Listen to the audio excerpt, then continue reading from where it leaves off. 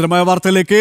വൻ സാമ്പത്തിക പ്രതിസന്ധിയിൽ ചൈനയുടെ കയറ്റുമതി വരുമാനം 2026 മാർച്ചിൽ 50% ഇടിഞ്ഞു. മാർച്ചിൽ ചൈനയുടെ കയറ്റുമതി വരുമാനത്തിലാണ് വൻ ഇടിവ് രേഖപ്പെടുത്തിയിരിക്കുന്നത്. 2025 മാർച്ചിൽ $101.93 ബില്യൺ ആയിരുന്ന വരുമാനം ഈ വർഷം 50% ഇടിവ് സംഭവിച്ച് 51.13%. 8% വളർച്ച കൈവരിക്കുമെന്ന് പ്രതീക്ഷിച്ച ട്രേഡ് സർപ്ലസ് 2.5% മാത്രമാണ് വളർന്നത്. വിശദാംശങ്ങളുമായി ഇന്റർനാഷണൽ ഡെസ്കിൽ നിന്നും ഐസൻ ജോസ് ചേരുകയാണ്. ഐസൻ, ചൈനയുടെ സാമ്പത്തിക പ്രതിസന്ധി, വലിയ സാമ്പത്തിക പ്രതിസന്ധിയിലൂടെയാണ് ആ രാജ്യം കടന്നു പോകുന്നത് എന്ന കണക്കുകൾ തന്നെയാണ് പുറത്തു വരുന്നത്.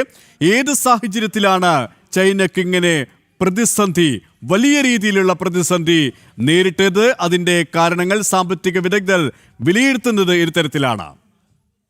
സുരേഷ്, തീർച്ചയായും ഈ ചൈനയെ സംബന്ധിച്ചിടത്തോളം വലിയ രീതിയിലുള്ള ഒരു സാമ്പത്തിക ആഘാതം നേരിട്ടിരിക്കുന്നു എന്നാണ് ഇപ്പോൾ മനസ്സിലാക്കാൻ സാധിക്കുന്നത്. നമുക്കറിയാവുന്നതാണ്, ഈ എക്സ്പോർട്ട് സർപ്ലസ് അല്ലെങ്കിൽ ട്രേഡ് സർപ്ലസ് എന്ന് പറയുന്നത് കയറ്റുമതി ഇറക്കുമതിയേക്കാൾ വർദ്ധിക്കുന്ന ഒരു സാഹചര്യമാണ്. അത്തരത്തിൽ വർദ്ധിക്കുമ്പോഴാണ് ഒരു രാജ്യം ട്രേഡ് സർപ്ലസിലെത്തുന്നത്. പോസിറ്റീവ് സർപ്ലസ് ആകുന്നതോടുകൂടി വലിയ തോതിലുള്ള വരുമാനം ആ രാജ്യത്തിനുണ്ടാവുകയും ചെയ്യും. അത്തരത്തിൽ ഈ ഇറക്കുമതിയെ അപേക്ഷിച്ച് കയറ്റുമതിയുടെ വളർച്ച 2.5% മാത്രമാണ് കഴിഞ്ഞ വർഷം ഉണ്ടായത്. അത് പ്രതീക്ഷിച്ചത് 8.3%. അതായത് ഈ ശതമാന കണക്കിൽ തന്നെ വലിയൊരു അന്തരം, ഏതാണ്ട് 4-1 വ്യത്യാസമാണ് വന്നിരിക്കുന്നത് എന്നതാണ്. 4-1 ഇടിവാണ് ശതമാന കണക്കിൽ പോലും വന്നിരിക്കുന്നത്.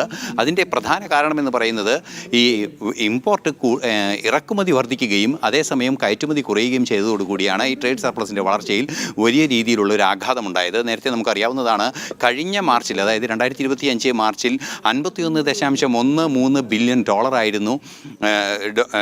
2025 മാർച്ചിൽ $101.93 ബില്യൺ ആയിരുന്നു ഈ സർപ്ലസ് എങ്കിൽ അത് ഇപ്പോൾ മാറിയിരിക്കുന്നത് 51.13 അതായത് നേർപകുതിയിലേക്ക് ഇടിഞ്ഞിരിക്കുന്നു വളർച്ച എന്നതാണ്, അല്ലെങ്കിൽ വരുമാനം എന്നതാണ്. നമുക്കറിയാവുന്നതാണ്, ഈ ചൈനയെ സംബന്ധിച്ചിടത്തോളം ഈ എക്സ്പോർട്ട് സർപ്ലസ് എന്ന് പറയുന്നത്, അല്ലെങ്കിൽ എക്സ്പോർട്ട് വർദ്ധിക്കുന്നതിൻ്റെ അടിസ്ഥാന കാരണം എന്ന് പറയുന്നത് മാസ് പ്രൊഡക്ഷൻ, അതായത് ചൈനയുടെ അടിസ്ഥാന സ്വഭാവം എന്ന് പറയുന്നത് അത്യുൽപാദനം നടത്തുക, ഏറ്റവും വലിയ തോതിൽ ഉൽപാദനം നടത്തുക എന്നൊരു സാമ്പത്തിക തത്വത്തിൻ്റെ അടിസ്ഥാനത്തിലാണ് ആ രാജ്യം പ്രവർത്തിക്കുന്നത്. അതുകൊണ്ട് തന്നെ വലിയ തോതിലുള്ള കയറ്റുമതി, നമുക്കറിയാവുന്നതാണ്, അമേരിക്കയിലേക്കും ലോകരാജ്യങ്ങളിലേക്കെല്ലാം തന്നെ വൻതോതിൽ ചൈനീസ് ഉൽപ്പന്നങ്ങൾ കയറ്റുമതി ചെയ്യുന്ന ഒരു സാഹചര്യമുണ്ട്. ഇതിലെല്ലാം തന്നെ വലിയ തോതിലുള്ള ഒരു ഇടിവ് സംഭവിച്ചിരുന്നു. നേരത്തെ നമുക്കറിയാവുന്നതാണ്, ഇവിടെ ഈ വൻ സാമ്പത്തിക പ്രതിസന്ധിയിലൂടെ ചൈന കടന്നു പോകുന്നു എന്ന വാർത്ത പുറത്തു വരുമ്പോൾ സ്വാഭാവികമായും എല്ലാവരുടെയും മനസ്സിലെത്തുന്നത് ഭാരതത്തിൻ്റെ ഒരു കുതിപ്പാണ്, വളർച്ചയാണ് സാമ്പത്തിക രംഗത്ത്. അയൽരാജ്യമായ ചൈനയെ സംബന്ധിച്ചിടത്തോളം ഭാരതത്തേക്കാൾ വലിയ സാമ്പത്തിക ശക്തിയായിരുന്നു ഒരു കാലത്ത്. സൈനിക ശക്തിയായി കഴിഞ്ഞാലും സാമ്പത്തിക രംഗത്തായി കഴിഞ്ഞാലും ആ ശക്തി മികവ് പ്രകടമായിരുന്നു. പക്ഷേ വലിയ രീതിയിലുള്ള ദ്രുതഗതിയിലുള്ള വളർച്ച ഭാരതം നേടുമ്പോൾ കിതക്കുകയാണ് ചൈന ചെയ്യുന്നത്. പ്രത്യേകിച്ച് ചൈനയിൽ നിന്നടക്കമുള്ള ഇറക്കുമതി ഭാരതത്തിൽ വലിയ രീതിയിലുണ്ടായിരുന്നു. പക്ഷേ മേക്കിംഗ് ഇന്ത്യ അടക്കം വലിയ വളർച്ച സ്വന്തമാക്കിയപ്പോൾ അവിടെയും ഇടിവ് സംഭവിച്ചു. ഇങ്ങനെ ചൈനയെ സംബന്ധിച്ചിടത്തോളം കാലിടറുമ്പോൾ ഭാരതത്തിൻ്റെ കുതിപ്പിനെ നമുക്ക് എങ്ങനെ നോക്കിക്കാണാം, ഇതോടൊപ്പം ചേർത്ത് വയ്ക്കാം?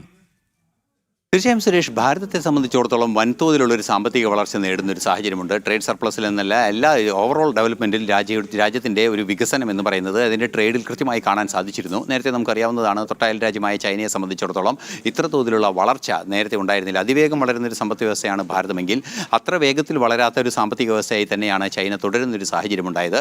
നേരത്തെ നമ്മൾ സൂചിപ്പിച്ചതുപോലെ ഈ എക്സ്പോർട്ടുമായി ബന്ധപ്പെട്ട്, അല്ലെങ്കിൽ കയറ്റുമതിയുമായി ബന്ധപ്പെട്ട് കയറ്റുമതി ഇറക്കുമതി അനുപാതത്തിലെ വലിയ വ്യത്യാസങ്ങൾ വരികയും ഏതാണ്ട് 21.8% ഇറക്കുമതിയിൽ ഒരു ഗ്രോത്ത് ഉണ്ടാവുകയും ഇറക്കുമതി വളർച്ച ഉണ്ടാവുകയും ചെയ്തതാണ് ഈ ട്രേഡ് സർപ്ലസിൽ വലിയ വ്യതിയാനം വരുത്താൻ ഒരു സാഹചര്യം ഉണ്ടായത്. അതിന് പല കാരണങ്ങളുണ്ട്. നേരത്തെ നമ്മൾ സൂചിപ്പിച്ചതുപോലെ ഈ അമേരിക്കയുടെ അധിക താരിഫ് ചുമത്തിയ വിഷയമുണ്ട്. അതുപോലെ തന്നെ നമുക്കറിയാവുന്നതാണ്, ഇറാനിൽ നിന്നാണ് വൻതോതിൽ എണ്ണ ഇറക്കുമതി ചെയ്യുന്നത്.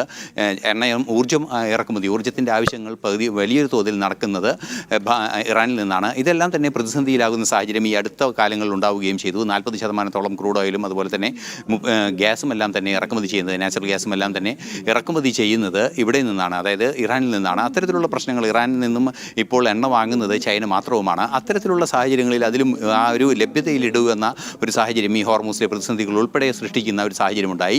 ഇതെല്ലാം തന്നെ ഉൽപ്പാദനത്തെ പ്രതികൂലമായി ബാധിക്കുകയും ചെയ്തതോടെയാണ് ഈ കയറ്റുമതിയിൽ വലിയ തോതിലുള്ള ഒരു ഇടിവ് സംഭവിക്കുന്ന ഒരു സാഹചര്യമുണ്ടായതും. നേരത്തെ നമ്മൾ സൂചിപ്പിച്ചതുപോലെ 2.5, അതല്ലെങ്കിൽ വളരെ ചെറിയൊരു അളവ് മാത്രം വളർച്ച ഉണ്ടാകുന്ന ഒരു സാഹചര്യം ഉണ്ടായതും, അതുപോലെ തന്നെ നേരത്തെ പ്രതീക്ഷിച്ചിരുന്ന പല ഏജൻസികളും പ്രതീക്ഷിച്ചിരുന്ന, അല്ലെങ്കിൽ കണക്ക് കൂട്ടുന്ന ഏജൻസികളും ഫോർകാസ്റ്റിംഗ് ഏജൻസികളും പ്രതീക്ഷിച്ചിരുന്ന 8.3 എന്ന ട്രേഡ് സർപ്ലസ് വളർച്ചയിൽ നിന്ന് നേരെ താഴോട്ട് 4-1 ചൈന എത്തുന്നൊരു സാഹചര്യം ഉണ്ടായത് നമുക്കറിയാവുന്നതാണ്. കൃത്രിമമായി താങ്ങി നിർത്തുന്ന ഒരു സമ്പദ് വ്യവസ്ഥയാണ് അടിസ്ഥാനപരമായ ഒരു സമ്പദ് വ്യവസ്ഥ എന്നതിലപ്പുറം ഒരു മാസ് പ്രൊഡക്ഷനിലൂടെ വലിയ രീതിയിലുള്ള ഒരു എക്സ്പോർട്ട് മാർക്കറ്റ് കണ്ടെത്തുകയും ഗുണനിലവാരത്തിൻ്റെ കാര്യത്തിൽ അത്രയും വലിയ കടുംപിടുത്തമില്ലാത്ത ഉൽപ്പന്നങ്ങൾ ലോകം മുഴുവൻ വിതരണം ചെയ്യുകയും ചെയ്യുന്നതിലൂടെ വൻതോതിലുള്ള ഒരു സാമ്പത്തിക നേട്ടമുണ്ടാക്കാൻ ചൈനയ്ക്ക് സാധിച്ചിരുന്നു. അത്തരത്തിലുള്ള സാമ്പത്തിക നേട്ടമുണ്ടാക്കുന്ന ആ ഒരു വിഷയമാണ് ഈ താരിഫിൻ്റെ വിഷയമായാലും, അതുപോലെ തന്നെ ഇപ്പോൾ ഊർജ്ജോൽപാദനത്തിൻ്റെ ഭാഗമായി വന്ന പ്രത്യേക ഇടിവിൻ്റെ സാഹചര്യത്തിലും വൻതോതിൽ ഇടിഞ്ഞിരിക്കുന്നത്. ഇത് സാമ്പത്തികമായി ചൈനയുടെ അത്യുൽപാദന ശേഷിയുള്ള ഒരു രാജ്യം, അല്ലെങ്കിൽ മാസ് പ്രൊഡ്യൂസ് ചെയ്യുന്ന ഒരു രാജ്യം എന്ന രീതിയിലുള്ള ഐഡൻറ്റിറ്റിയിൽ നിന്ന് തന്നെയാണ്